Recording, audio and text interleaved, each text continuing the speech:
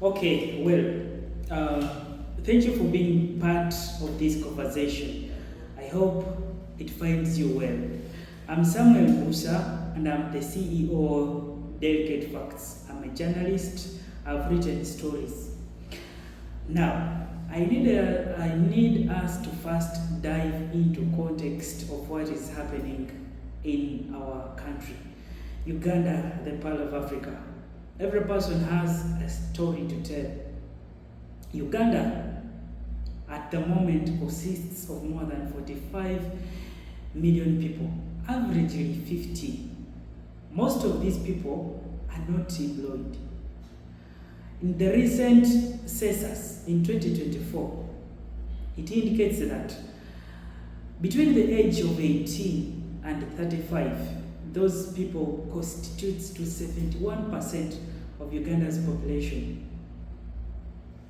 The employment rate is at 46%. Remember, most of these people who are employed are elderly. Most of the youths are not employed. I'm very sure that you are aware of that. Most of us have chosen to be quiet. No one wishes to speak, and the few who are speaking are either being imprisoned or threatened. I had a scenario today. I was with my colleague. I asked him, do you mind if we talk about the situation in Uganda?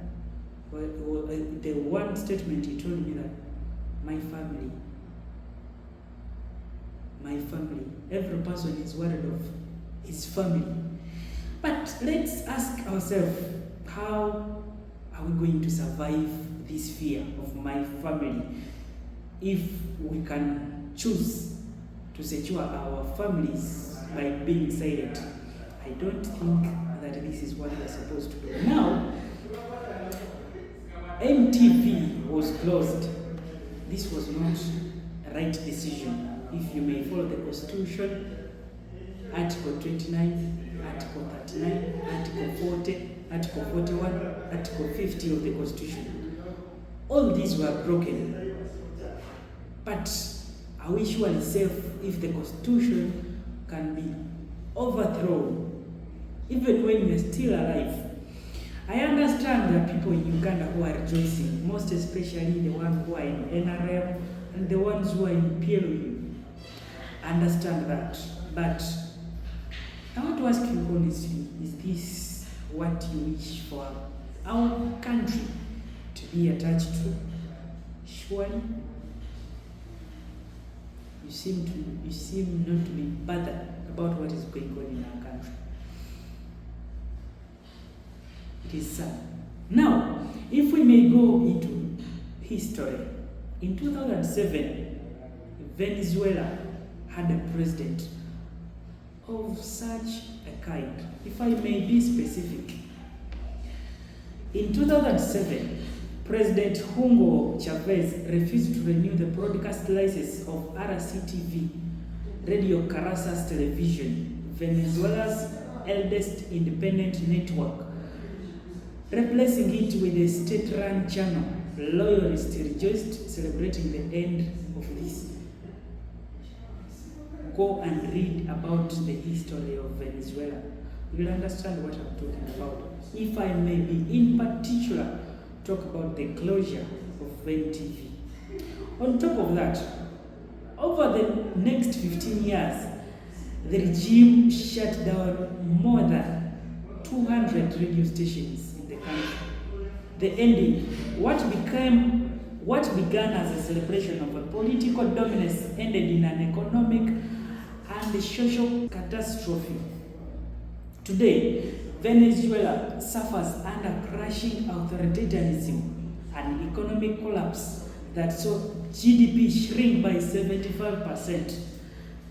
Venezuela's GDP had to fall by 75%. This is what NRM, maybe the leadership of PLU, wish to take Ugandans to 75 GDP had to fall. On top of that, I need us to be categorical when understanding these things. In Zimbabwe, Robert Mugabe, under his presidency, the state passed laws like the AIPPA in 2002 to systematically shut down independent voices like the Daily News and ban foreign broadcasters like the CNN and BBC. The ruling ZANU-PF party celebrated this as protecting the revolution. You know what happened in Zimbabwe? Robert Mugabe had ruled for very good years. I'm very sure most of you understand how it ended. That is what the current leadership wants to take us to. Now, on top of that, statistics, journalists faced over 100 documented arrests and physical assaults in the early 2000s, turning Zimbabwe into an information vacuum. 100 recorded arrests and physical assaults. Do you think there is a difference between what is happening in Uganda? You and I have an answer, a genuine answer, and a honest answer to that question. You can go and read what happened in Zimbabwe, and that is where we are heading. In Gambia, these are all African countries actually. In Gambia, for 22 years, Jema ruled by a decree shutting down stations like Citizen FM, also attacking independent newsrooms and forcing journalists into exile. These are just some of the countries that have been affected by the same ruling that is happening in Uganda. You and I, if you may compare this history, you will understand where we are heading.